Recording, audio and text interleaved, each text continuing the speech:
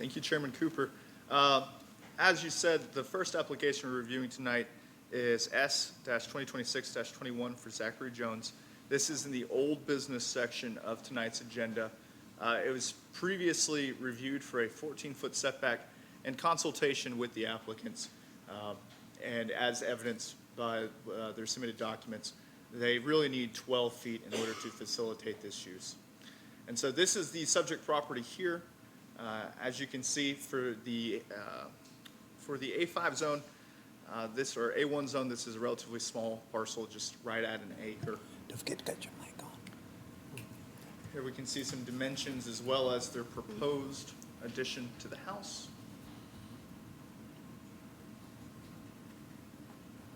As well as some other building considerations.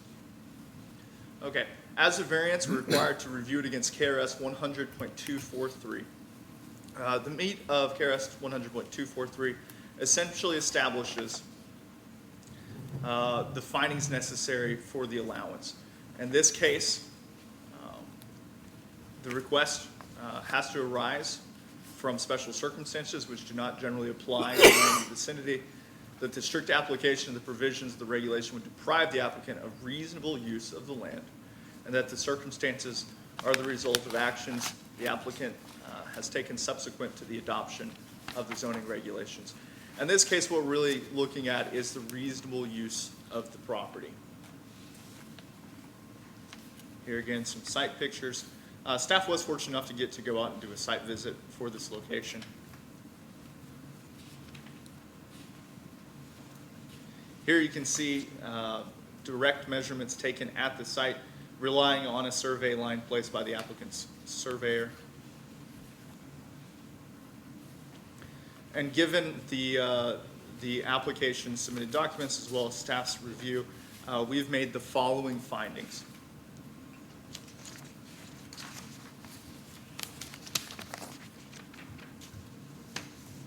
First, that the project site is approximately 1 acre in the A1 zoned area.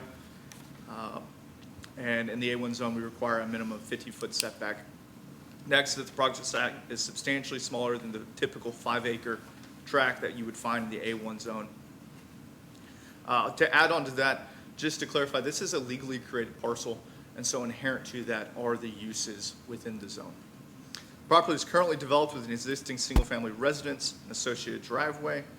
The applicant proposes construction of an approximately 8-foot by 16-foot walk-through mudroom and an approximately 24-foot by 32-foot attached garage connected to the existing residence, which totals approximately 900 feet of new addition.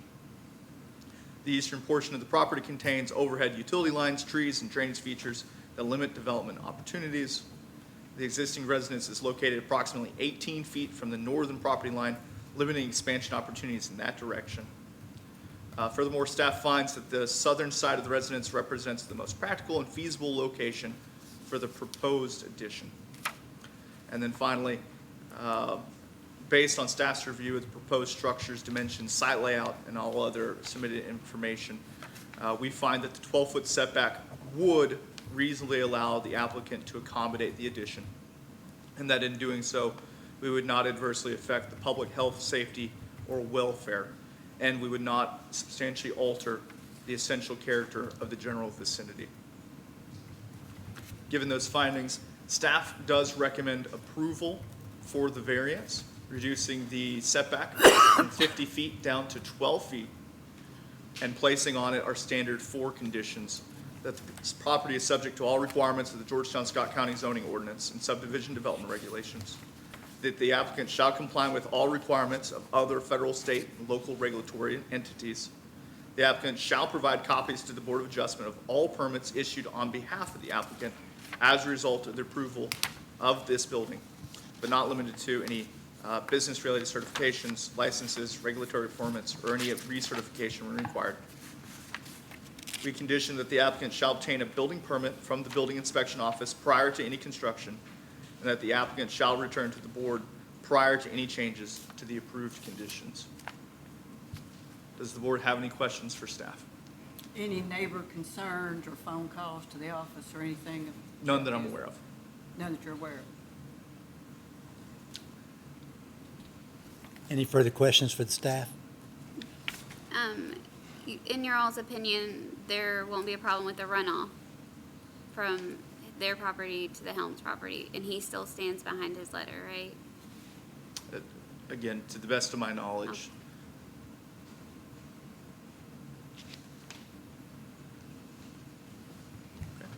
There is a letter attached from Chuck Holmes saying he had no issues with it.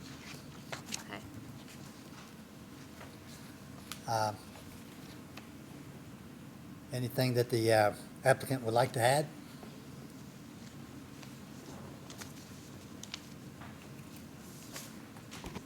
Don't really have much to add, just that, like you stated, Chuck and his wife Rhonda did send a letter in for our original, and they have, as far as we're concerned, or as far as they have not told us if they've rescinded that, but they've been very supportive through the whole process. But all our numbers match now, right? All of the numbers match. Toshi and an associate whose name I didn't get came out and were able to measure it and match up the numbers to show that our survey line was placed correctly. Other than that, we bought this house 7 years ago in the hopes of being able to expand as much as reasonable so that we can continue to live there.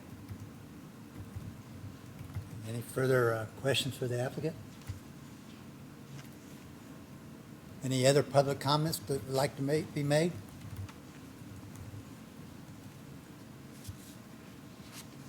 Okay. Dan, you have any concerns or anything about it? I do not. Can I have your name, please, though? Oh, Rachel Jones. Rachel Jones, thank you.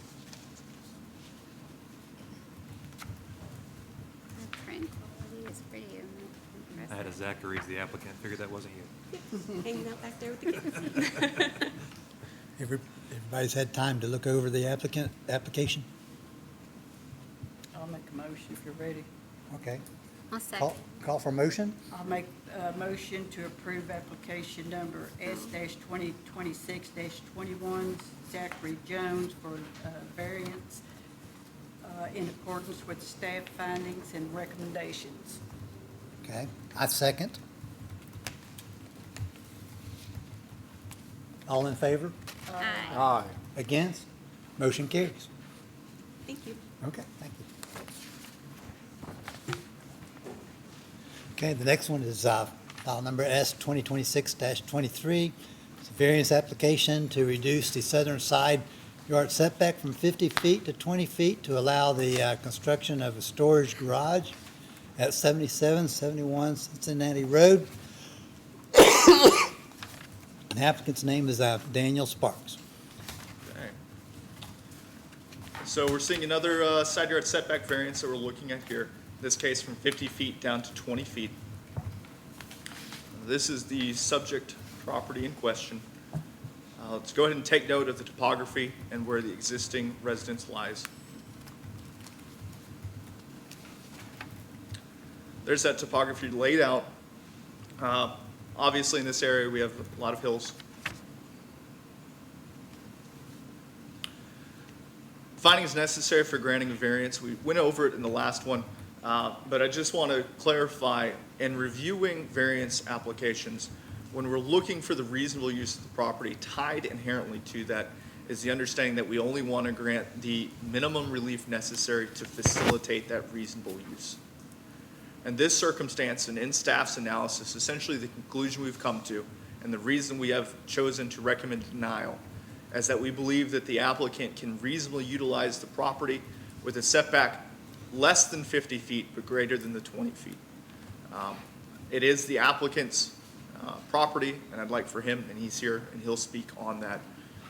But in looking at the KRS requirements, we specify that under KRS 100.243 1B, that's that the strict application of the provisions of the regulation would deprive the applicant of the reasonable use of the land or would create an unnecessary hardship on the applicant.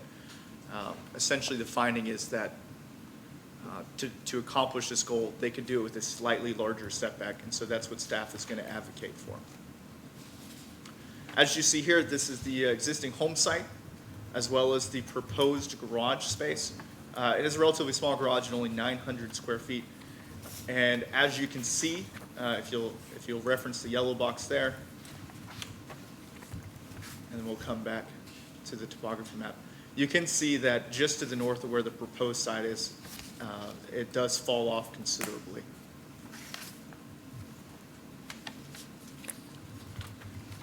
So here are some other areas that could be utilized for the development of the site.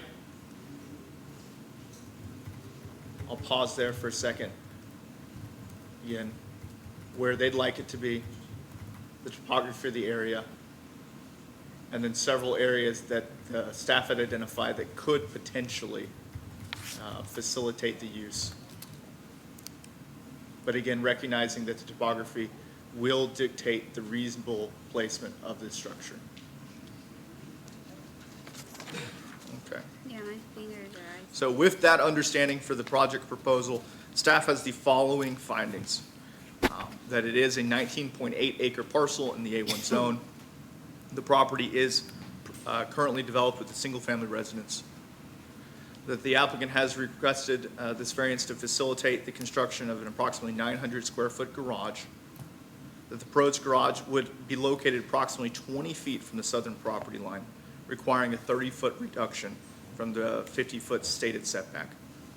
We do recognize that there is a steep slope and drop-off area to the north of the proposed buildable area. The applicant has done some previous excavation on the site of the proposed building area, but that did not create sufficient space to construct the garage while maintaining the required setback. The submitted site plan appears to show potentially flatter or less constrained areas elsewhere on the 19.8 acre property where the garage could be located to provide greater compliance with the required setback. That the applicant has not provided sufficient evidence demonstrating that the requested reduction from 50 feet to 20 feet, and this is again the important part, is the minimum relief necessary. And that staff finds that while some variance relief may be warranted due to the site's topography, approval of the request as submitted would grant further relief than the evidence supports under the applicable KRS statutes. So with that in mind, staff does recommend denial.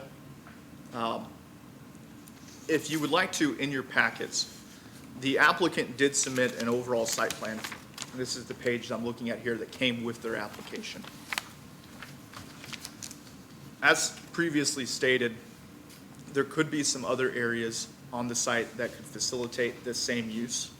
But in particular, what staff is looking at in relation to that 50-foot setback from the southern property line is you'll notice just north of the proposed building shows that drop-off area.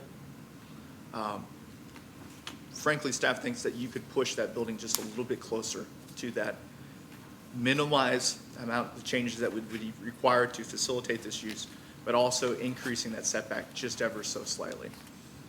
And so with that being said, does the board have any questions for staff?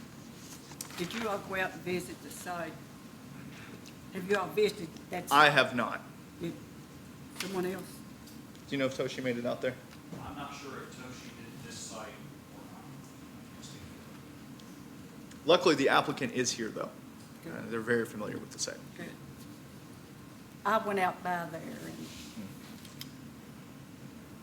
I'll let them talk about it. Okay?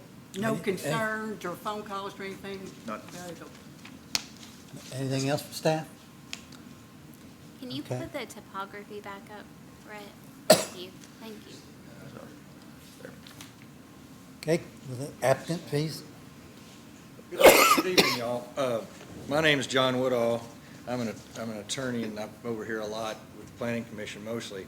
I had another meeting over here, and I got a letter about this because Dan's my neighbor up here. I live in Lexington, but my farm and place there's behind him.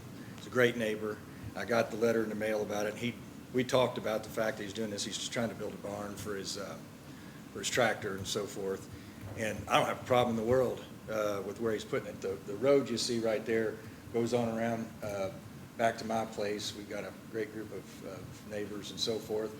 And we talked to Holden, and Holden just made the statement about maybe a smaller setback. Dan said you could live with 25 feet. If you push him any farther north, you get him kind of over the hill right there. But if anybody would care about the setback, it'd have to be me, and I'm absolutely fine with it. It's not going to bother a thing. And if any of that ground's bare, we'll just put deer clover on it, won't we? Absolutely. But anyhow, so Okay. Questions for the applicant? 25 feet be good. You can So are make you 25. changing your, from 20 to 25? Is that what you're saying? Yes, sir. Yes, What sir. you're wanting to do? Yes, sir.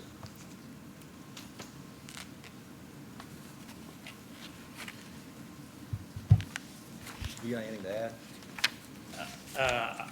Thanks for having me. I would like to add that I did try other avenues before. I tried to purchase the property where I could have a better place to lay out the garage from another neighbor. He was unwilling to sell. And I did, like I say, hired an excavating company to try to level off the area where I wouldn't have to ask for any variance, but was unsuccessful in that also. Well, this is behind his barndominium though, Yeah. and it's safer, from a theft So, standpoint. so how far is on the east side where you got some flat land there? How far or why would that be so inconvenient to build there? On the east, If you're going, I guess closer, if you're coming back closer towards my place, I think is kind of where you are. If there was another circle, there to the right of his barndominium there, that gets in his septic field. Okay. Yeah, where he's got this thing laid out, that's the best place to put it. And you kind of down behind his house, and it's close to it, and we have a real safe situation where we are. Everybody watches out for each other. This is just the best place to put it. Otherwise, he owns property up closer to 25. I wouldn't want you to put it up there, and it's you're worried about theft and that. This is the best spot, and I think it's a nice compromise. If staff's okay with 25 feet, you make that work.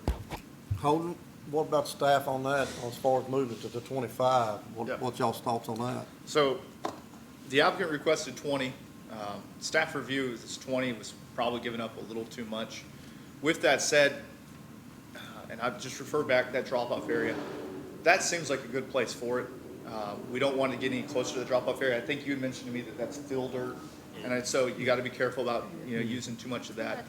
But 25, if the goal is to achieve reasonable, I wouldn't have mentioned it to him unless I didn't think so. Yep. But formally, staff reviewed at 20. We didn't review at 25.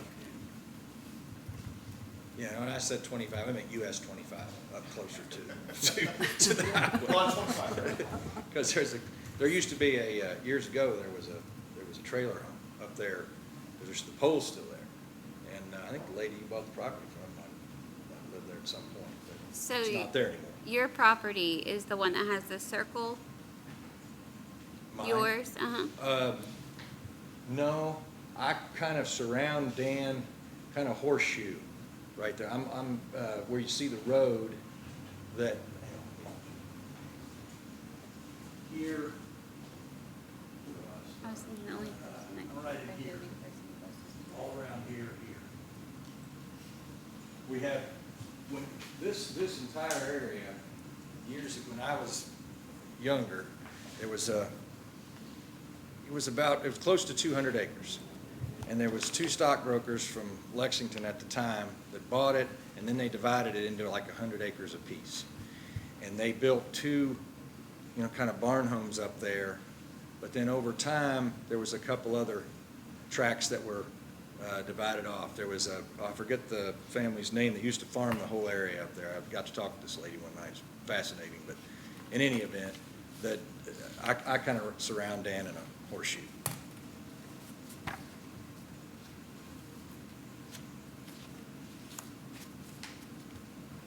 The other person, commissioner, that was here, this tract used to be owned by a lady by the name of Mary Trotman. She was the head of the FBI in Kentucky. and she moved, and the fellow that lives there now, he and his wife are retired from California. He doesn't have any problem with this either. Doesn't really affect, he won't see it, it's really more on my property. Okay, is there any further questions for the applicant? Holden, will you go back to the two circles, please? I'm sorry. So, where are you trying to put it? What is, Right here. that's what I thought, okay. That area, because some, yeah, right in there. And staff's Septic recommending is the that- other area? That's where his septic is. You got a lagoon there, don't you? All my pipes too. Yeah. Okay. Well, I think that makes sense, so. Okay, any further questions for the applicant? Ben, you need anything? I do not.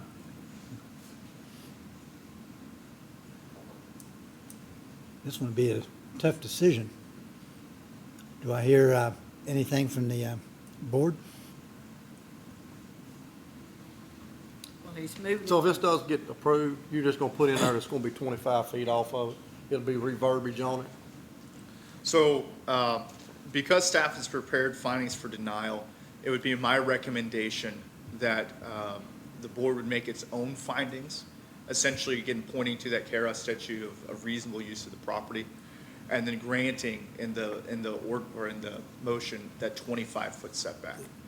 And so that would be my recommendation. Okay, And that puts him that's all right with close. me. Yeah, I like that. Yeah, Okay, so do I hear a motion, which, I make a motion and to put in there for 25 feet from the property line. 20, and I'll second it. okay. So we have a second. Any further discussion? All in favor? Aye. Aye. Against? aye. Okay, motion carries. Thank you all. Thank you. Who's the second on that one? Janet, Okay, perfect.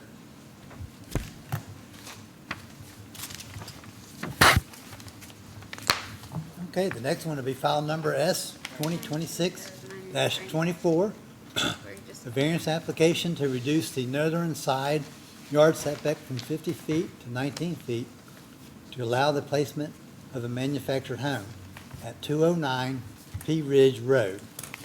Applicant is Sydney Harris, crazy. and Holt. So very similar to our first application tonight, we have an undersized A1 parcel that was previously legally created.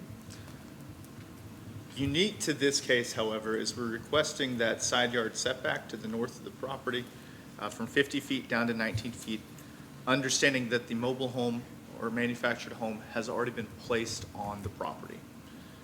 It's in the applicant's testimony that she relied on the manufacturer's understanding of our ordinances and placed it there. Obviously, 19 feet is not 50 feet, but that is what has led us to this circumstance, and I would encourage the applicant to speak further to that. So again, we have topography involved here that does limit the ability to place the manufactured home on the parcel. And also just note, it does meet this front yard setback as well as the rear yard setback and then that other side yard setback. So it is just encroaching on the one property line there. We can see it again in context. That shows again that it's been placed 19 feet from the property line. It says that she's got Georgetown Again, we're looking at KRS 100.243 with the findings necessary for granting of a variance. The important one here is actually the bottom one that we haven't really touched on tonight. And it's that within that KRS statute, it says that the board shall deny any request for a variance arising from circumstances that are the result of willful violations of the zoning regulations by the applicant subsequent to the adoption of the zoning regulations from which relief is sought. So as you guys consider that, keep that in mind, that if it appears that this was done, again, in willful violation, then it should be denied. Staff has not made that finding. We, again, believe that the applicant acted in good faith. Unfortunately, the faith that she put in her construction crew was misplaced. And so with that in mind, we make the following findings. That the project site is 1.44 acre parcel in the A1 zone. That the applicant has placed a manufactured home on the property approximately 19 feet from the northern property line. That the requested variance would reduce the required northern side yard setback from 50 feet to 19 feet. That the central portion of the parcel contains convex side slopes that limit practical building locations without substantial clearing, grading, filling, compaction, and settlement time. We find that the opposite side of the property contains a depression and drainage swell where water collects and is also affected by existing overhead electric lines. That the requested reduction from 50 feet to 19 feet does represent the minimum relief necessary, and that the approval of the variance will not adversely affect public health, safety, or welfare, and will not substantially alter the essential character of the general vicinity. I will also add that in reviewing this case, we did receive a letter from a neighbor signed by Keith and Margaret Snell, who are in support of this, noting that they don't want a lagoon in front of their house. And so I think that's very reasonable. With the following findings, staff does recommend approval with our standard 4 conditions. Essentially that, again, they have to meet all of our other development regulation requirements. They return to the board if anything changes, and that they get the appropriate permits with their building division. You know, Holden, this happens with these mobile home companies a whole lot. I know in other counties, surely there's something maybe the state can do to stop them, because what they misled her happens quite often. Yeah. Yeah, and everybody should go through the planning office. We all know that. But when somebody else is telling you they're familiar with our ordinances and everything, it's a bad situation. Let me ask you, I guess you're ready for comments? Sure. Did all this go through the TRC, was the health department, all of them on board with all this? So typically, variances don't go through TRC. In this case, normally it's the building division who leads this up, because they're going to be in charge of that siting permit. Okay, were they in the meeting, the building inspector in this TRC? Brett, do you know meeting? how we became aware of this particular case? I believe it was just a phone call. Was it a phone call from inspection or the applicant? I don't remember who addressed me first, but I believe we had spoken to both parties. The building division will receive a letter stating your all's intention after you all vote. We work in close contact with them after on follow-up. Ms. Holland, we don't typically TRC or pre-review these with groups like we would a planning commission case like you're used to with the planning commission. These follow a separate procedure. I totally, is there something else we need? No, I just. That question could be directed towards the applicant, and they might have a better answer. Yeah. Yes. This is, again, a unique case because it has already been cited. The expectation, though, is that with any siting, that they're going to work with the building division and they're going to work with the health department to make sure that both the building is put up properly, sited properly, and that they have a means to dispose of the waste. And that would be condition numbers 1 and 2.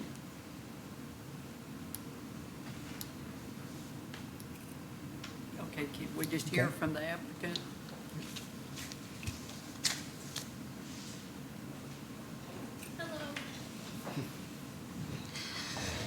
Can my husband come up? I'm a little nervous. Sure. We won't bite you. Yeah. Answer your questions. So the question about the, if the health department was involved, they did come out, they didn't have any issue with the front or the back, like runoff wise. They seemed to be okay with that. We are the ones that contacted to get the variance, and it was only after getting the electric set up, he couldn't find a permit on file, and then we went to get the permit and then learned that we needed a variance. Yes, when I had talked to, because I got the house from London. Yeah, it was London, right?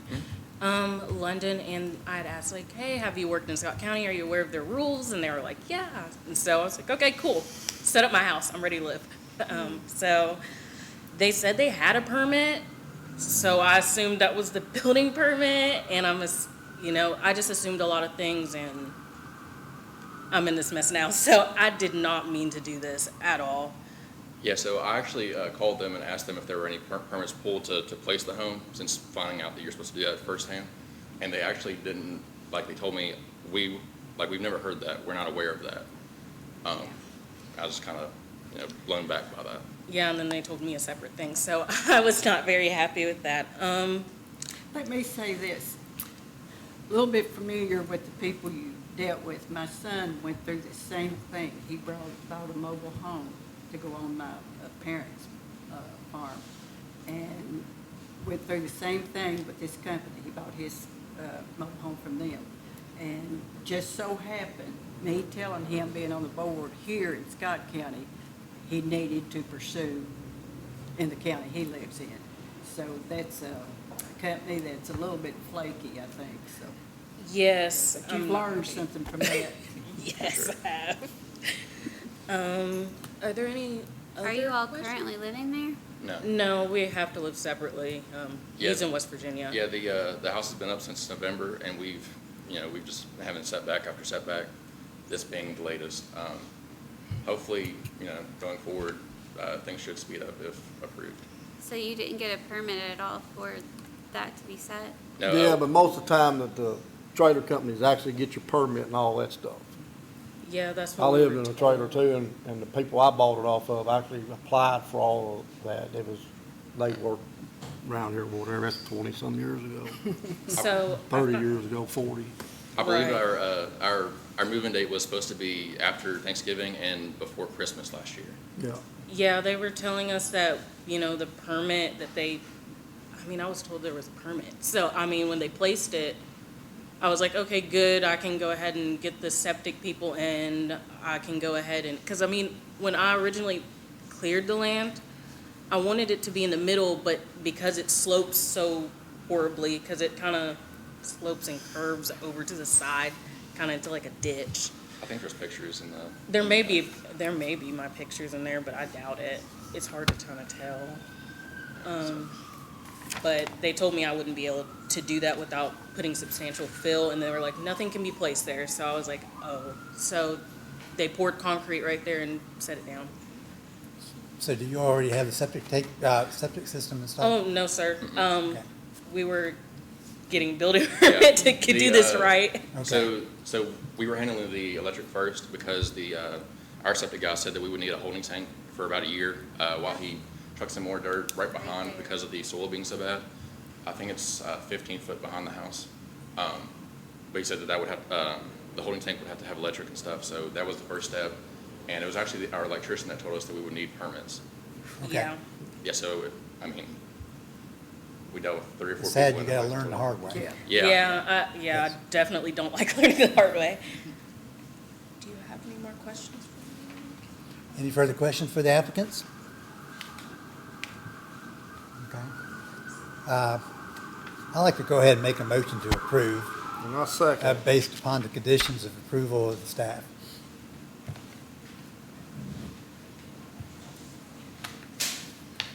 But you're also going to put in there, no, never mind. Okay, so we have a second. Okay, then all in favor? Uh, No. Against? No. Okay. And who was the second, please? I said I missed. Carrie Peterson. Okay. Okay.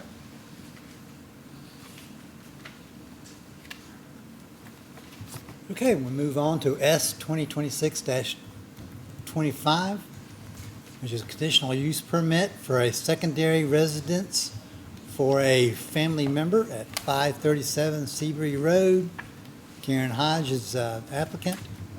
All right. Staff. So a little different. We've been doing some variances. We'll step to conditional use permit. This is a 10-acre parcel in the A1 zone, so it has sufficient acreage to facilitate this secondary residence. Here you can see an overhead view of the property. As you can see, it is previously developed as an established residential use, which again necessitates the conditional use for that secondary residence. Here's our topo map.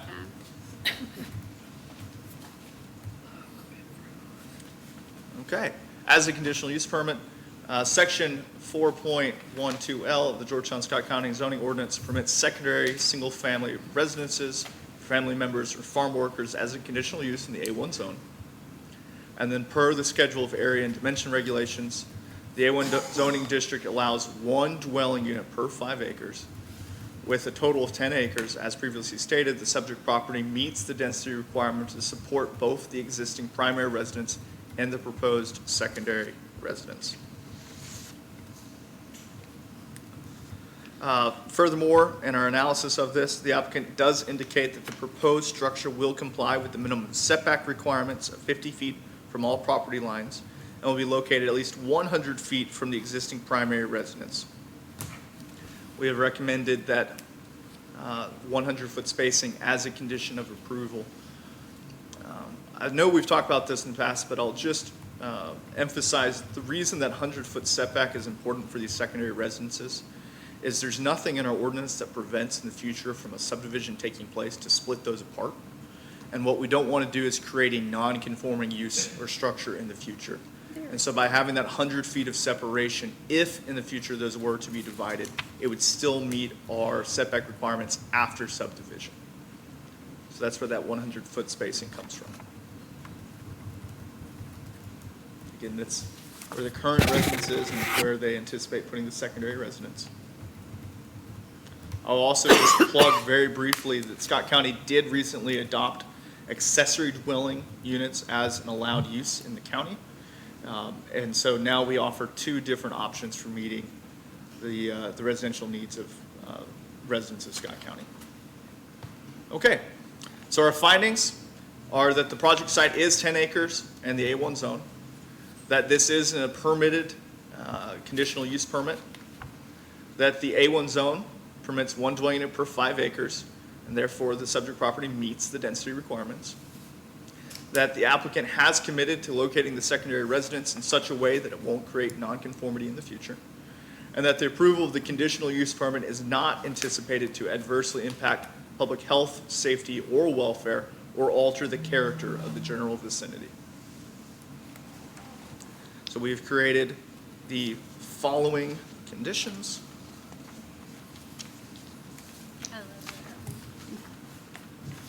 A little more than we typically have for those previous variances. The first 4 are the same. 5, 6, 7, and 8, I'll just put on the record. Number 5 is that the applicant shall acquire an address for the dwelling free of cost from our office. That the applicant shall build the secondary residence at least 50 feet from all property lines. That the applicant shall build the secondary residence at least 100 feet from the primary residence to eliminate the need for a variance should the property be subdivided in the future.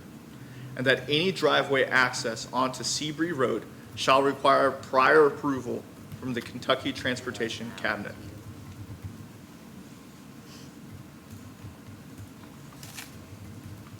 Does the board have any questions for staff?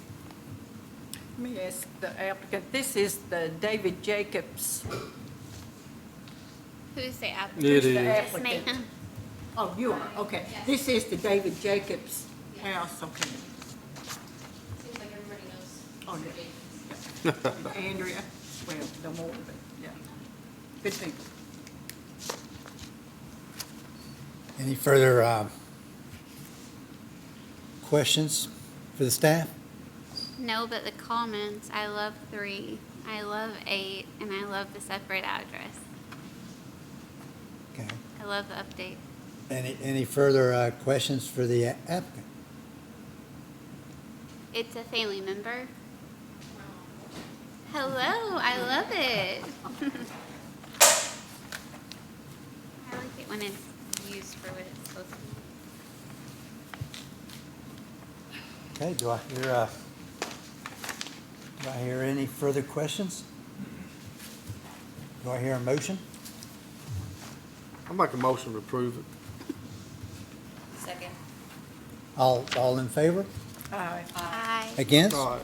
Motion carries. Okay.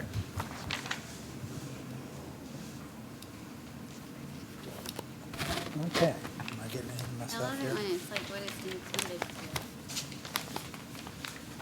for. Okay, the next application is S 2020-26, variance application to reduce the western side yard setback from 50 feet to 36 feet to allow an addition to the existing residence at 46 on Frankfurt Road. And the applicant is William and Diane Masters. Okay. For vector variances, this is our last variance of the year. Again, we have 15 and a half acres in the A1 zone.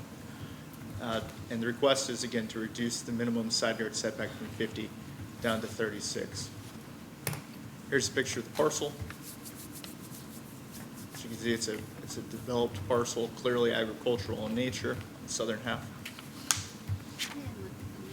Here's our topography.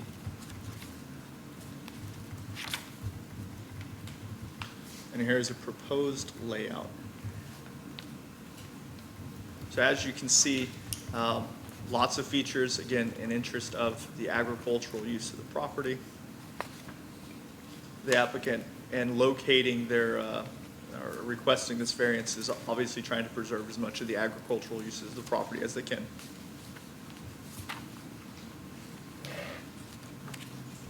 Here's our statute that we're going to reference against.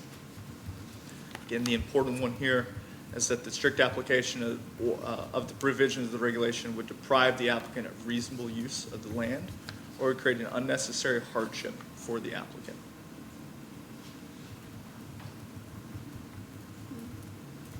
So this is the existing home here, and then you can see the expansion onto the western side of the property. It's a relatively large expansion. By the applicant's math, we're talking roughly 3,000 square feet. As you can see, the idea is that the proposed addition would be ADA compliant. We understand as staff that aging in place and making ADA accessible living environments is something that we should encourage in our community.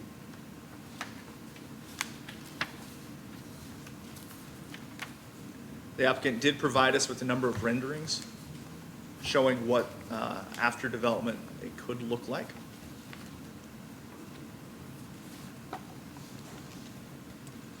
And so in preparing the findings, staff makes the following findings.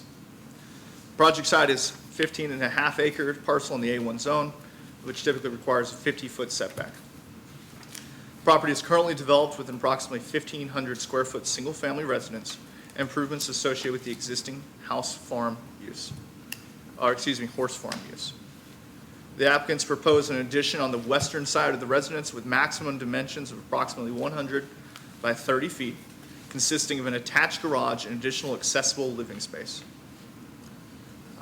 We further find that a significant grade change, existing house layout, the septic system placement, and the established configuration of the residence limits feasible alternative locations for the proposed addition. We also find that the strict application of the required setback would limit the applicant's ability to reasonably expand the existing residence in a functional and accessible manner. The requested variance from 50 feet to 36 feet represents the minimum relief necessary to accommodate the proposed addition in the location shown on the submitted plans. And importantly, that the approval of the variance will not adversely affect public health, safety, or welfare, nor will it alter the essential character of the general vicinity, and is consistent with the intent of our zoning regulations. With those findings, staff ultimately recommends approval, allowing for the placement of the expansion, lowering the side yard setback from 50 feet to 36 feet. For our conditions of approval, it's just our standard four. Essentially, again, that following this meeting, they come back to you if anything changes, and then ensuring that they get the required permits from our other partner agencies. Any questions of staff? I've got one question. I've noticed in the letters that you sent out that two other neighboring residences is also owned by the same property owner, which is Masters Revocable Living Trust. Is that all included in it, or is it all separated? I would assume that's been separated, but I would defer to the applicant. Okay, You know, family trusts are sometimes managed a little differently. okay.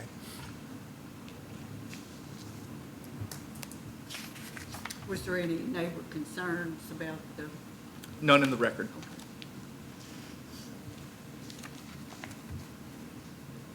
Okay, let me, We spoke to our neighbors on the west, and I'm Diane Masters, and we spoke to the neighbors on the west, which is Eric and Anna Lewis, before we applied for the variance and got their approval.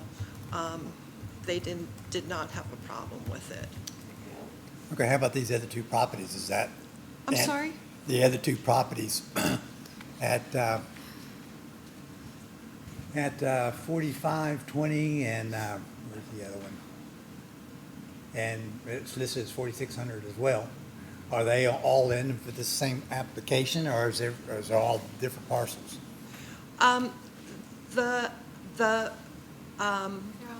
The 4600 is a parcel with William and Diane, and then 4520 is our son, Douglas. Okay. Masters. So it's separate, but they're contiguous.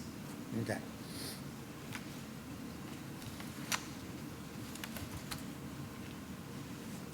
Any further questions from the board? I like the doghouse. Oh, thank you. I thought it was a pump house at first. I was like, what is that? It's interesting. Has staff had anybody call in with anything? No? Okay. Okay, so do I hear a motion? yes, I'll make the motion that we approve application number S-2026-26 for the variance for 4600 Frankfurt Road in accordance with staff findings and recommendations. I second the motion. All in favor? Aye. Aye. Against? Motion carries.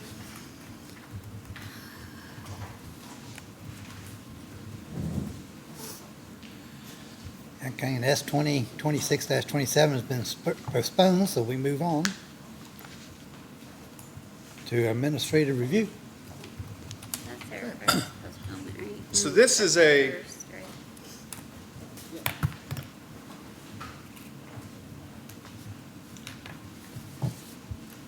This is a action that the Board of Adjustment doesn't take very often. However, we are kind of familiar with it. You may recall, I guess it was the tail end of 2024, beginning of 2025, we worked with one Mr. Adam Smith, I believe, on a landscaping business. And essentially, the action of the board at that time was to review the conditions that were placed on a conditional use permit to ensure that they were being met, and then if they weren't being met, find a pathway forward to bring it into compliance. That's essentially what we're looking to do today.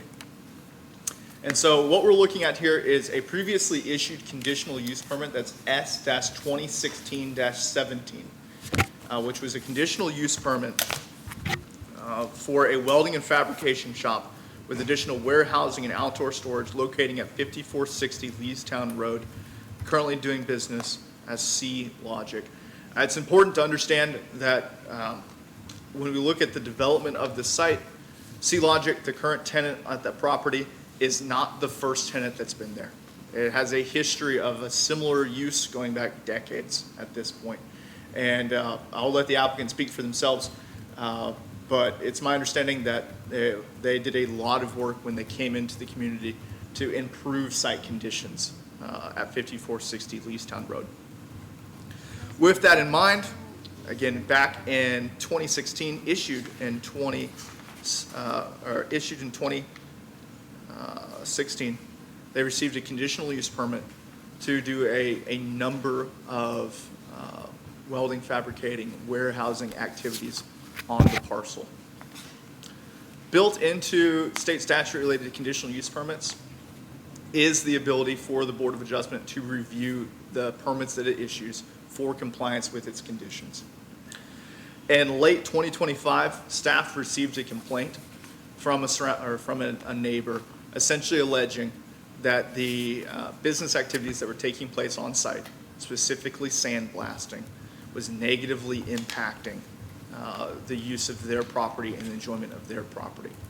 As you guys, I'm sure, can understand, manufacturing can potentially cause negative impacts to surrounding locations, which is why we typically put conditions on a conditional use permit. If it didn't need conditions, it wouldn't be a conditional use permit. Staff did some investigation, and at the time we did basically come to the conclusion that it was operating beyond the scope and scale that was originally anticipated, and that, again, specifically the sandblasting or other similar activities at that time were taking place outside and were creating impacts to the surrounding neighbors, enough so that it should be addressed. We have been in constant communication with the applicant since late 2025. Lots of conversations. They've allowed us to do a site visit to see their operations. We've had a number of meetings with them to identify a pathway forward. But the reason that this was originally brought forward to the board's attention is, frankly, we just did not feel that it was moving quick enough. And we were concerned that if left unaddressed, those potential impacts to the surrounding neighbors could not just, they could continue, they could get worse. They could just, we don't want to see this can kick down the road any further. And so, here's a look at the overhead that basically shows that through the years, we've seen continued investment by C-Logic into site improvements. Not all of those were associated with development permits. Not all of those were associated with coming back to the Board of Adjustment, which is a condition. But at the same time, we understand that the applicant is running a successful business, and we want successful businesses in Scott County. And so, here you go again.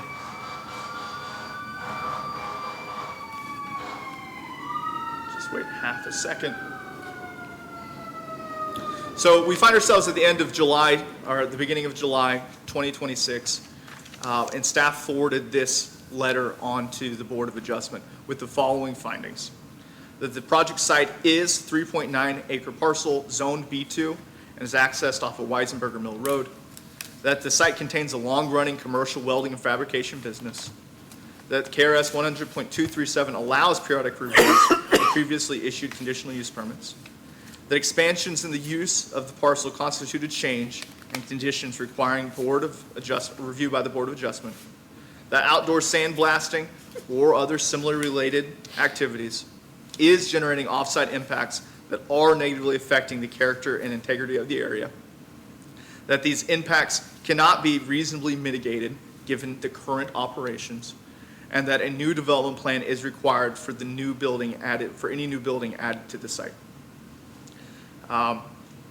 Again, in conversations after this letter came out, but before today, it was shared with me a number of different methods that C-Logic is utilizing to try to suppress those off-site impacts, what they're doing to try to keep the sand down, what they're doing to try to keep the smoke down.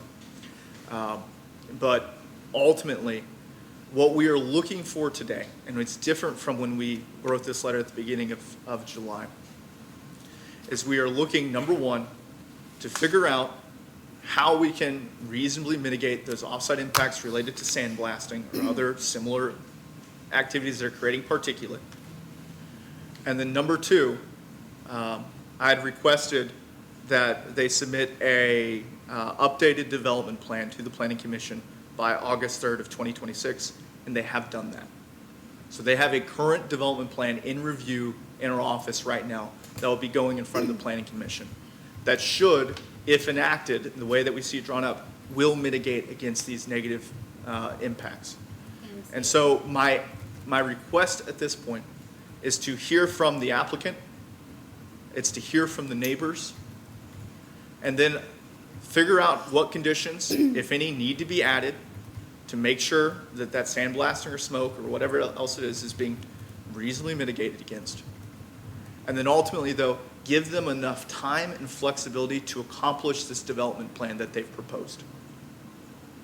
This development plan, I believe, if brought to fruition, will essentially take care of any of the issues associated with this conditional use permit. You're getting to see it right now. The Planning Commission will see it next month. The applicant can tell you more details, but again, it's, in my understanding, continued investments on that property, and because I really do believe they want to be good neighbors. With that said, not everything they've done up to this point, I think, has met our conditions that we placed back in 2016, and if left unaddressed, could continue to negatively impact the neighbors. And so that's what I'd like to discuss today. Before I yield it to the applicant and to the neighbors, does the board have any questions for staff? I think I was on the You were. commission back then when we approved that. Now, my question to you is one I ask quite often, was there any reviews done between the time we approved that, I think it was 2017, and up until we got complaints from neighbors? Had there been any reviews done to make sure he was in compliance with what we approved him for at that time?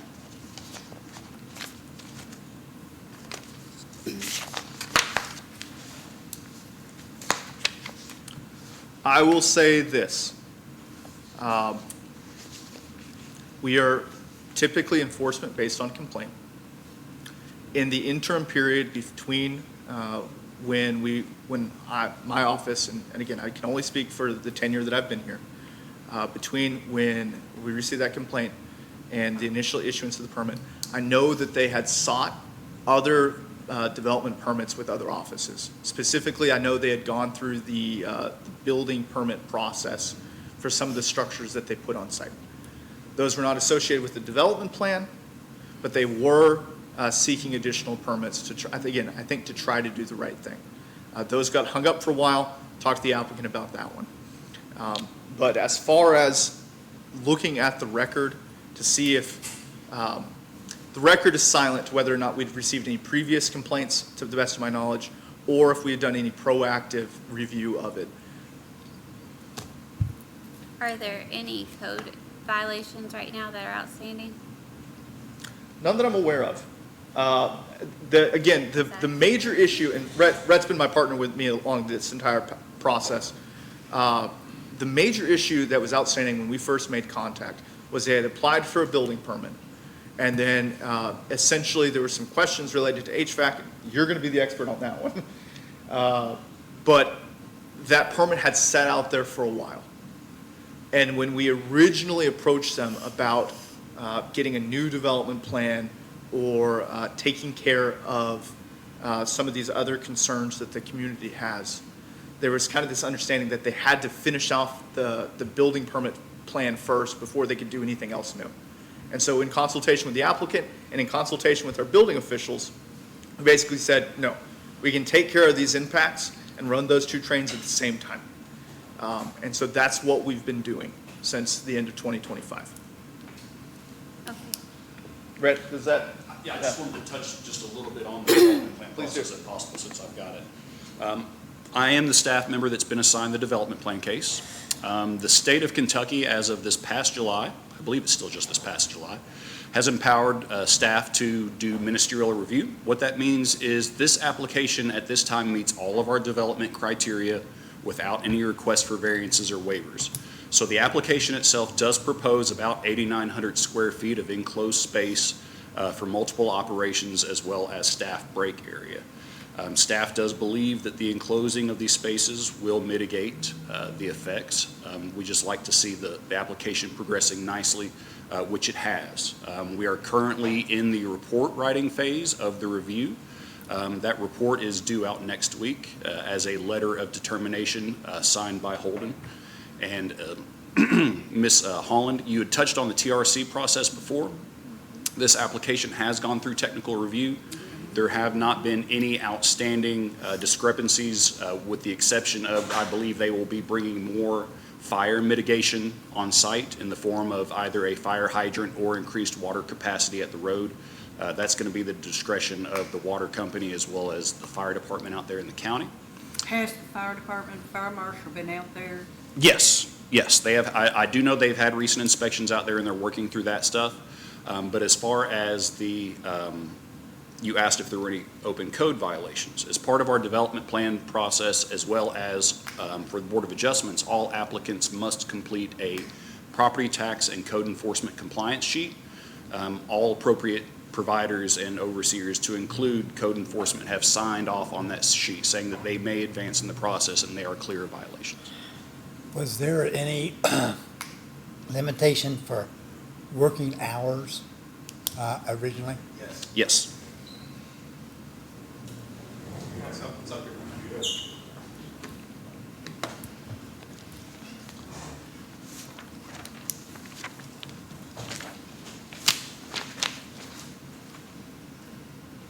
So in what they are waiting to have approved by the fire marshal or the fire department, I'm sorry, one more time. in what they're waiting on to go through the fire marshal, nothing's happening in that part of the growth of this facility, right? Nobody's operating where there's not fire control, right now? I'll defer to the applicant. I'm gonna assume. Okay, You I know, hope not. But, and so the original conditions that were placed on this property, specifically to time, it says that there shall be no noise after 6 p.m. on weekends. It was relatively few specific conditions that were placed. And that's why, again, in reviewing this, I want the applicant to speak to how they're trying to mitigate those offsite impacts, because it was shared with me that there was a number of things that have taken place. But also understand that at the end of this, I'm going to be blunt. What we'd really like to see is that the applicant progress from the preliminary development plan that we're reviewing right now to our final development plan to construction within 6 months. If we can have them completed in that timeline, I believe that that's a quick enough timeline to take care of this issue without being unreasonable.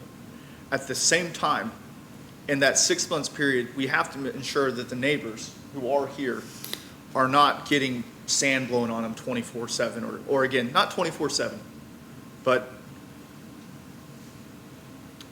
the board's got to figure out a reasonable way to mitigate that. And so you have a list of things that you've done. I'd love for the board to hear that and really just kind of make that determination of how we mitigate that in that interim 6-month period.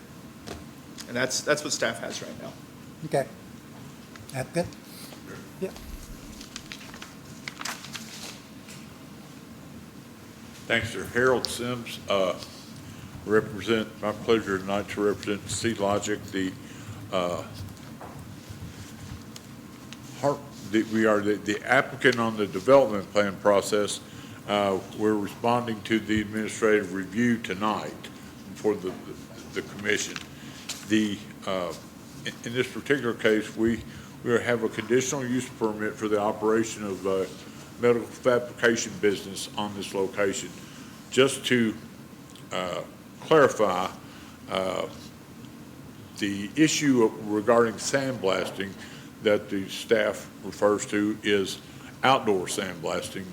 The process of sandblasting itself is not a separate entity from fabrication. I checked into it's called the National Association of Industrial Standards Classification, NAISC. It's part of the U.S. Census Bureau.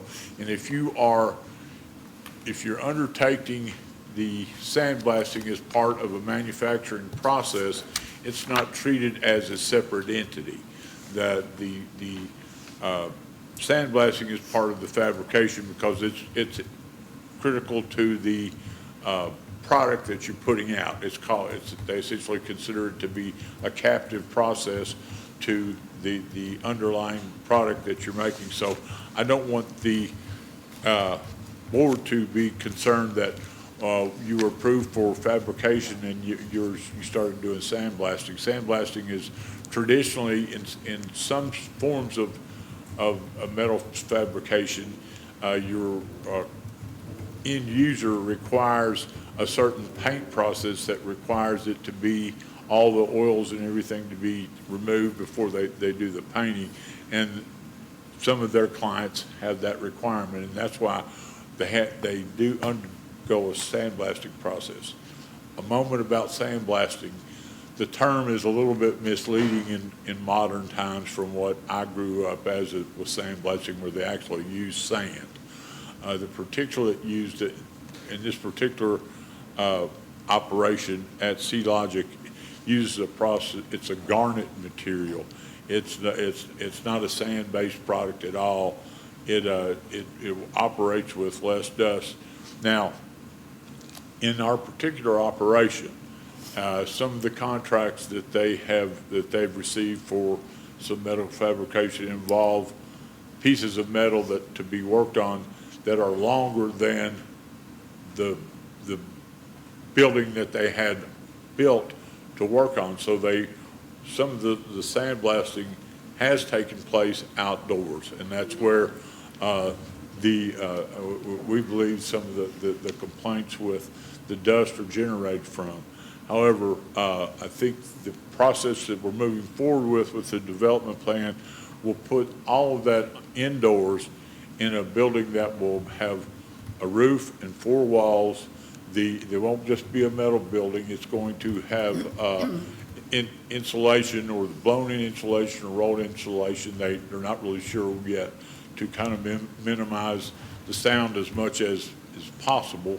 And then they have already purchased, in anticipation of the build-out under the proposed development plan, a dust collection system that will capture the particulate during the sandblasting process. The particulate that goes up in the air, it will capture it on site and be collected in a collection bin outside. It won't go up into the air at all. But that process, that piece of equipment will be added to the new building as a part of that process. So at the completion of the development plan as envisioned by my client, the entire sandblasting operation of Sealogic would be indoors. It would all take place under roof. It would be secured.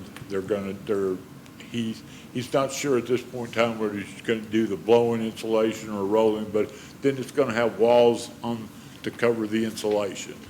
He's actually looking forward to the capturing of the garnet material inside an area that he can sweep up, because this particular material is capable of being reused.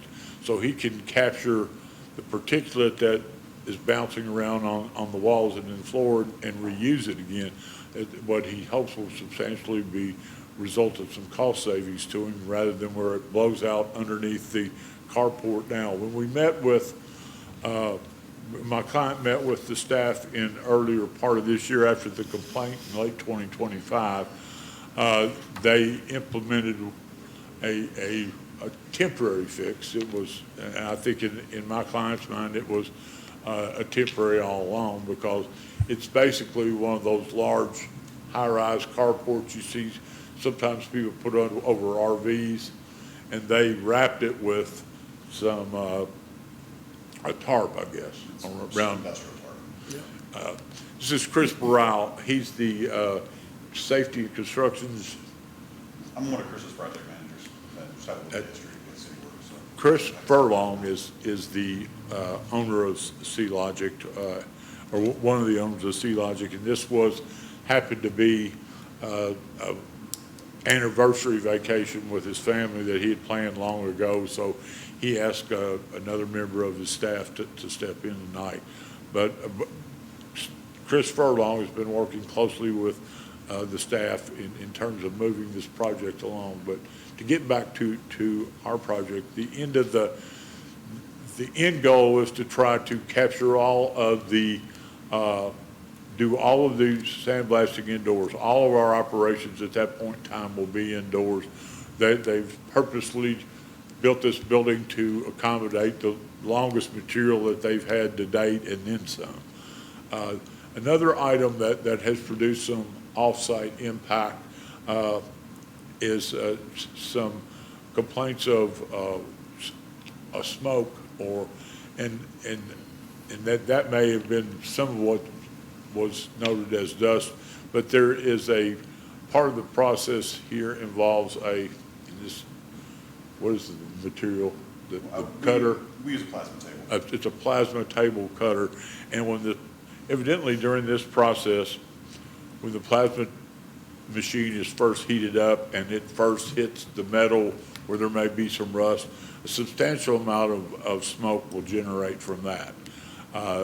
They had one plasma cutter table that was not, I guess, doing a good job of capturing the smoke, and they have since bought and implemented a new plasma table that operates at a much hotter system, and it also has a collection device. I think this is a two-stage collection device where it actually pulls in some cool air, and then it runs the smoke from the cutting process through a system that kind of maybe runs it through water and then collects it. So they're trying their best to mitigate the off-site impacts from not only the sandblasting, but from their plasma table burning too. So, and that collection system is already in place, and all that takes place indoors. There is no outdoor painting whatsoever at C-Logic.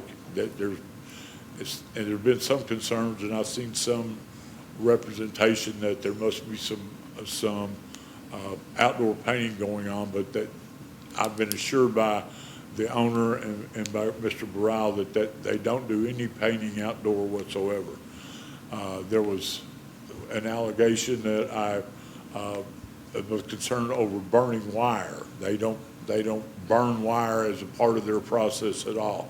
There is a small burn pit that's kind of like a burn pit you see in your backyard. It's got with just like the big Lowe's decorative stone that they have around they have a lot of trees and brush around there, and some of that burnt as it falls off, or that they do some clearing, they'll burn that in there. But they don't do any burning as a part of burning of wire or insulation off of wire or anything as a part of that process. The only fires that they ever have are out of this little burn pit that's out front for burning brush. They don't do any outdoor painting. All that's within a specified area already with filtration systems. But the new building, the corner piece of the development plan that's already on the table with the planning staff up for review in a couple weeks is the new building that will accommodate all of the sandblasting on the process inside, and with that, its own emissions collection system that will be there on site. Now that will run. That piece of equipment is actually outdoors, and it will run while the process is going on. But when they're not sandblasting, it will be turned off as well as soon as, I guess, there's a period of time that you allow it to run to clear before you turn it off. But in terms of their hours of operation, they don't work. They've honored the time frame in the conditional use permit for nothing after 6 on the weekends. They run a daily shift of about 10 hours. It runs from about 6 in the morning to 5 at night. They have during the summers, they have a busy season. It's their busy season of the year, and sometimes they'll run split shifts where they'll run somebody that they'll run the second shift sometimes to 7:30 on, but they don't do that on the weekends. And they certainly don't run to 7 or 7:30 most of the year because they're paying overtime for that. But that's a busy time for their contract area when they get a lot of work in, and they try to get that out as under the period of allowed in the contract. So they have to sometimes add up on do a double shift where they do the sandblasting in the morning and they get people to do some fabrication at night so they can do all that work inside. It looks like that was noted in the 2016 minutes. Pardon me? It looks like that was noted in the 2016 that there was a busy time of year. Yes. And that it would differ for that. I think that's been a standard of the industry, or at least of their business. That they have a lot of contracts with Toyota and Ford, and they tend to load up that time of year. I don't particularly know why. I wasn't involved with C-Logic in 2016 or 17. They kind of pulled me into this. I think they were doing a lot of the work on, you heard Mr. Fleming talk about the period of time where they were doing some things with the building inspection office and getting building permits when they maybe should have been going through the planning office first. And I don't think they were working closely with council at that time to kind of guide them along the way. And I'm thankful that they've chosen me to assist them. And I've told Rhett that one of my goals with them is to try to make sure that if we've got a deadline with planning, that we do everything in our power to keep that deadline. When we see that it's not going to be possible, we try to let them know in advance why and move forward. In fact, on the development plan that's on the table, that we would like to see a building start as soon as possible. We're looking forward to, and hopefully we'll receive a preliminary plan approval, because they have a whole bunch of the work ready that you would normally do to submit for the final development plan approval. They have it ready to go, waiting for final touches and approval by the people that have to stamp off on the plans so they can try to move forward. The new wrinkle of the day is trying to satisfy the concerns of the fire department about the flow of water pressure in the area, and that may be a bigger fix than we can do as soon as we get in with our development plan. It may take, a preliminary development plan may take a little bit more work than a stamp on paper to. I looked at it. It looks like you've got an option with Kentucky American, maybe. With Well, the Kentucky American does have line flowing out front. It's where their line goes and where our property is pretty far apart. I understand they might have more flow. We but plan to examine all the options. Yeah. Because there is a fire hydrant right in front. If you're familiar of where Weisenberger Mill is, there's the old hotel that kind of sits right on the road. We're kind of, I don't know, what would you say, quarter mile down the road from that? Yeah. And there is a fire hydrant right there, but that's a little bit longer, that's a little bit more in terms of linear feet than the fire department likes to run a hose. So we're looking at we will be working with the fire department to get that done, but when I am confident that we'll be able to work through that and get this project under roof and completely closed in.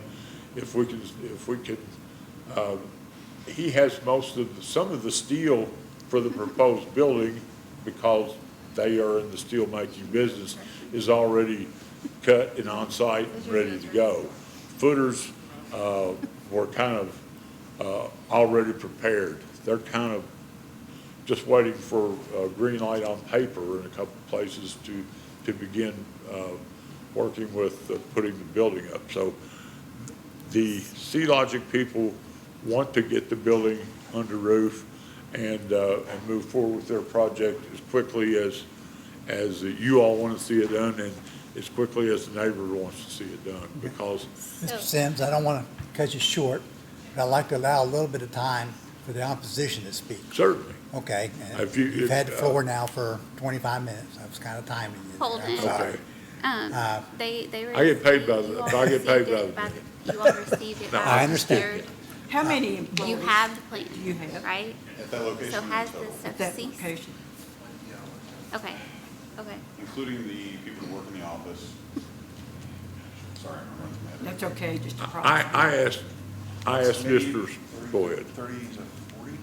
34. He said that the size of the whole operation, they have another facility out on Connector Road now, but the size of the whole operation is probably around 61, he told me.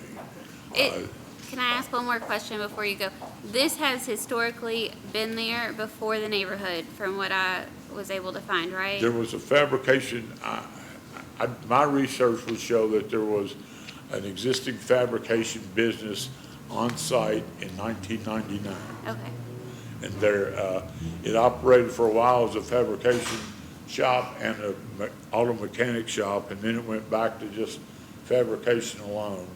And then I think Chris Furlong said that when he got out of school and started working in the business, he was buying steel from somebody at this location in early 2000. So it's been a metal fabrication business for quite some time. Is that the same place where ADS was at? that's what I was wondering.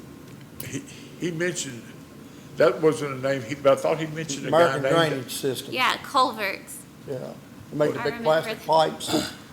It was back there. There's several different buildings in what's a B2 zone. There's several Yeah. things there that look like they may have been They more had some old industrial related. fabricating places back there too. Right. They had If you drainage remember where tiles. Site Supply just pulled Yeah. out of, Yep. directly behind it. Okay. Yep.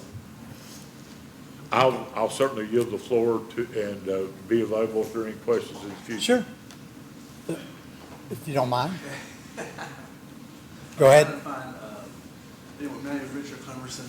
I own the property on Weisberg Mill Road. Yes. That adjacent to them. It sits, I know they mentioned the tarp, and I saw when they put that tarp up, but I've got tons of videos. I sent them to Rhett here. He's got them. They're not sandblasting really in that tarp. I mean, they're just out in open. Anyway, all that debris just goes up to my yard. It's literally, the fence line is 20, 30 feet from their sandblasting to my yard. The bushes, I've got 500 feet row of bushes that I put down just to give me some blockage. They got trees, still got trees in his property, which is great. But anyway, the leaves, I even sent you a picture, I think, Rhett, of where I just rub the leaves with my thumb. They're coated with whatever the sandblasting produces. I don't know if it's silicone or not. I just know that I've Googled it, and of course sandblasting is not really, most states disallow it when there's residential. I know we're zoned A1. That's because it used to be farmland. There's no farming going on. Everybody's got houses. And I was told by the people before they got into planning and zoning was that you can't change your zone. Even though there's no farming going on, you can't change it to R1 because it's all houses. But anyway, that's what I was told. I don't know if that's right or not. But that was Joe Kane, who used to preceded these guys. He worked with me and went over and investigated and looked at all the debris in my videos. And he tried to work with them, and apparently they just, I don't think they're good neighbors. I think they could have housed this sandblasting. Sandblasting is the main thing because it is, the noise is incredible. I mean, we're basically prisoners in our house because when they're sandblasting, when I'm on my front porch, and it's fairly far from the sandblasting, it's so loud. We got to go back in. You can't even hear.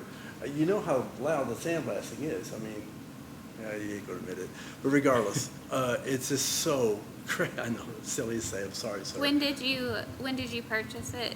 I'm sorry. When can't- did you purchase your property? 2004. Been there. We built it. It was my wife's dream home, and it was a junkyard next to us before they bought it, and they made it a lot nicer. It used to be a junkyard. And but anyway, yeah, I don't know. I can't remember when they moved in. Probably maybe 10 years later, the sandblasting started. But it was, you know, they're building up their business. So at the beginning, occasional sandblasting is something you can deal with. But they're growing. Good for them. Their business is taking off through the roof. Happy for them and everything. But it's really impacting us. We get a lot of debris floating to our yard. I've got a lot of videos. He does too. Of just this fog of debris. We don't know what it is. I just know it's covered in leaves. It's on the grass. We breathe it. My wife's losing her voice from it. But anywho, that's what's going on. And I'm so happy to hear that they're going to enclose it.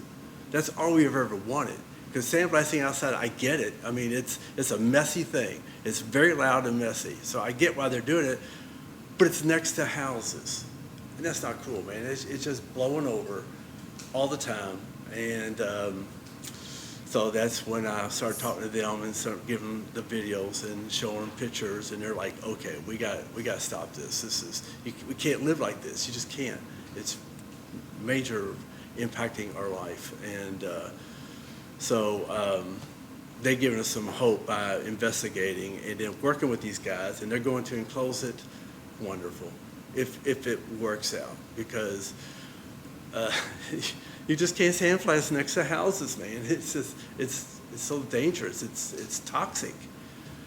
Anyway, that's it. That's really all I got to say about it. Any further questions for the speaker, Ed? It sounds like it's all gonna.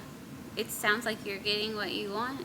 Yes, I know. That's what I'm saying. Right now, they told me that they're working on getting it enclosed. I found out today, just now, it's going to be within 6 months.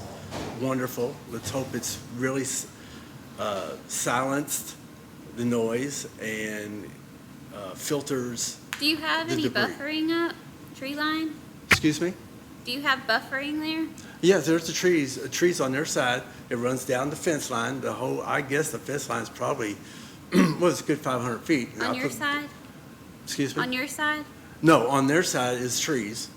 It's just a skinny line of trees, and then on my side, I planted a bunch of bushes that just give us more blockage. But trees and bushes don't stop noise. They just don't. You the first house right behind that building, going down Weisenberg to the mill. Yes. The first one. I'm first house on the left. Yep. Yeah. As soon as you pass them, first house on the left. Yep.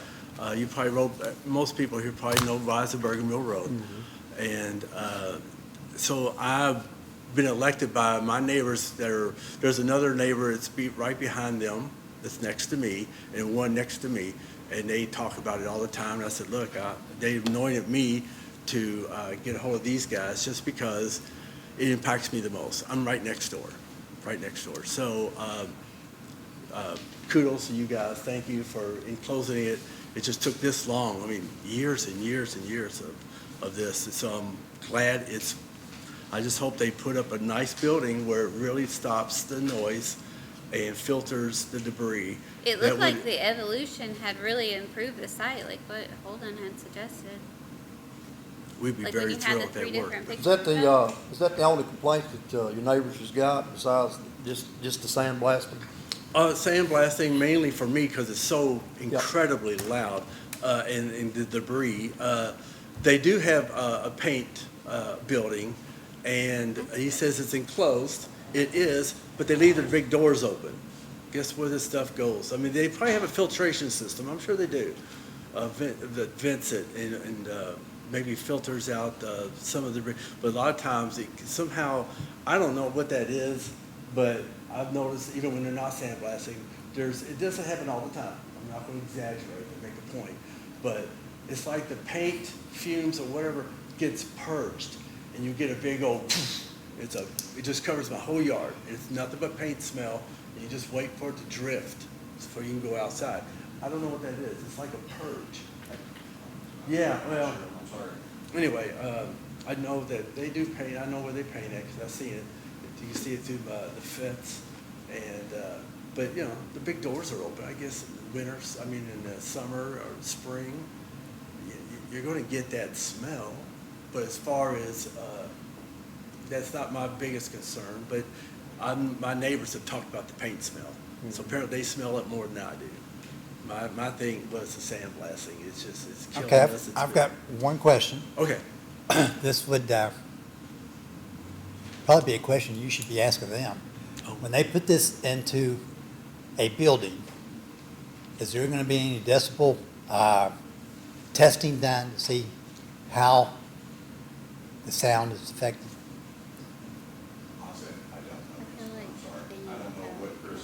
You said they are putting insulation in it though, for as far as the barriers? I spoke with Harold Simpson. I spoke with the owner today, Chris Furlong, about I said, Chris, metal walls aren't going to dampen the sound of this of any significant degree. And he says, well, he says, right now there is going to be insulation and there are going to be interior walls. The filtration system that is going to be on this building, I'm not going, you use the term silencing, and that will More run. I understand that you can't built- stop that it, the thing that will run the filtration system will be outside the building, and it will run. It will have a hum. But I do know that he was cognizant of the idea of trying to dampen the sound, and Great. so he's not just going to have a metal wall building. He's going to have insulation in it and then interior walls. That's why I was mostly asking about the buffering, because not Appreciate that. for the air, but, you know, the noise. The noise, That's what I was thinking. Most time they put that in there for the Yeah, noise barrier. right. Just like people put it inside their I houses. just wanted to clarify, it wasn't like a dust catcher in the trees, but the noise. Okay. I've been around projects where they just have a metal wall building and they're running a chainsaw on the inside, and you might it's like banging a gong on the inside. And so I do think the insulation and the walls will help with the sound. Is it going to be completely silent outside? You're next door to a fabrication shop. There may be some noise, but unfortunately, I think the noise that will be running will be the thing that's clearing the air. Can EPA be involved in these type of situations where there's outside particles and stuff? EPA? Yeah, if they don't get it taken care of. Yeah, I mean, He probably has a slurry tank already that they've got. it's an independent, obligation on part of the business owner to make sure they're in compliance with EPA regulations and things like that. But sure, yeah, I mean, that would trigger that, yeah. Before they move forward, though, Holden, before they move forward with, making it great again, right? They will go in and be up to code with fire Yes. before any of that's approved, right? Yes. That's it. I'm I wanted to assuming. the idea of toxicity, because I'll be quick. The materials that we use are not toxic. He has a safety environmentalist on the staff, and I've been assured that this particular that they use is not toxic. They have to meet OSHA requirements. There's people that are in there they have people working in this environment right there doing the work that are breathing what's being spread. So it's not toxic. I don't think tonight is the forum to challenge what's going where. But I am I so do know that impressed it's with not how toxic. much you've learned about Okay. this process. I'd like to give the floor to Holden, please. Staff ended its administrative review with 2 recommendations to the Board of Adjustment. Those originally were that all outdoor sandblasting or similar activity creating any smoke, haze, or other airborne particulates be ceased immediately, and that staff recommended that C-Lodge be required to submit an updated development plan to the Planning Commission by August 3rd, 2026. They've satisfied that second one. We are very confident that we can review this and get this project moving forward. Okay, but not the If- first, If we give them 6 months, that still leaves a community that could have these negative offsite impacts for 6 months. Staff would like to change its recommendation. You've heard from the applicant that they've set up a temporary structure, they've put tarps, they put a wrap around it. Again, the list that was shared with me of other mitigation measures, there's like 3 or 4 other things that they're doing right now. What staff would recommend, though, is that the Board of Adjustment still place an additional condition on the operation that would basically prohibit any unmitigated outdoor sandblasting or other activity creating any smoke, haze, or airborne particulates off-site. That's what we're really looking for. Is the structure gonna catch 100%? No, we understand that. Is it gonna block all the noise? No, it's not. But I don't think we can still sit out in the middle of the site and sandblast with no mitigation measures other than the distance from the property line. Okay. And so that would be my recommendation. The second one would be to, tonight, schedule an additional administrative review 6 months from today. So that would be the February Board of Adjustment meeting, so that we can re-review and ensure that they have in fact completed that development plan process. So those would be my recommendations tonight. okay, so we got a couple of recommendations. Do I hear any questions on the recommendations? With that, with the structure that was described, that outdoor carport structure, is it possible to put barn door tracks on that and put up barn doors on it so that there's, you know what I'm talking about, Terry? Like metal track rollers? You keep it That- enclosed. Right, is what because you're asking. yeah, temporarily. Sure. Well, I think that it has walls on it now, and so you're talking about closing off the You know, just the put the front end? tracks up, rollers on it, doors. That way there's no tarp swoop moment that was talked I'm- about. You're outside the field of expertise of a lawyer. I so, worked at mean, a farm store all my life. We could definitely add some more tarps It was to it, just- just to increase it. The issue that we do run into is oftentimes the steel itself is longer. So what we're trying to do is find a temporary solution. So as you can imagine, the largest carport we can find in a space like this obviously is, you know, it's still not going to enclose the longest beam. And then if we go too large with the carport, then we don't have the ability to navigate and turn the steel to be able to blast everything, to even spin it around. So, I mean, we can definitely add some extra tarps towards the front and look at other options for it. I don't know that it's going to be possible with the temporary structure we have to be 100% contained. What I mean by that is to have doors.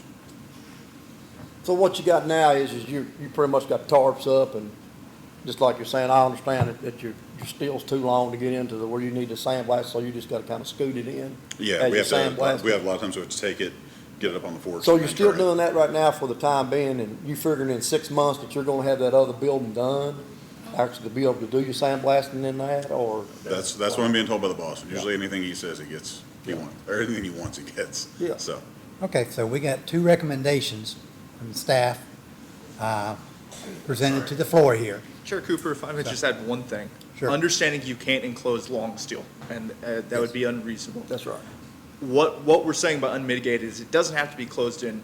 If it's not closed in, we got to do something else to keep that particulate down. So again, I don't know the ins and outs of sandblasting, but I know, again, like, we got some engineers over there, they can figure out something that I can't in good faith recommend unmitigated sandblasting in open air. There's got to be something else that we can do. I was just trying to ask like the Okay. scope of what that would Thank look you. like. Okay, then I'd like to make a motion that the board accept the 2 recommendations from the staff. So do I hear a second? What was the two Yeah. stipulations?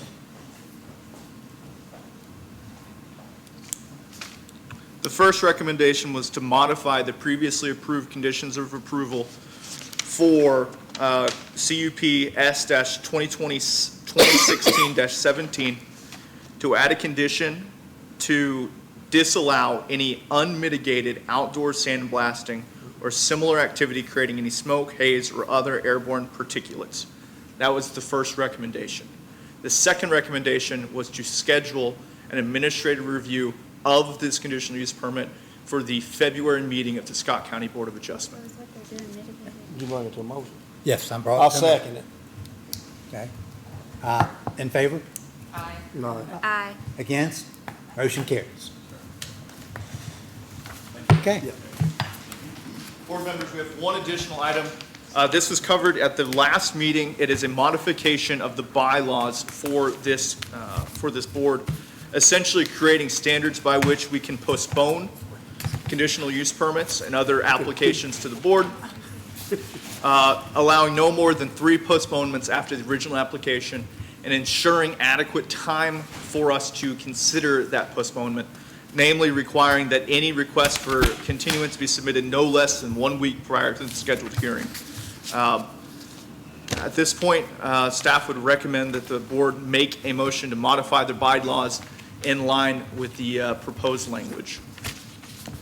I make a motion to amend our bylaws accordingly. Do I hear a second? Second.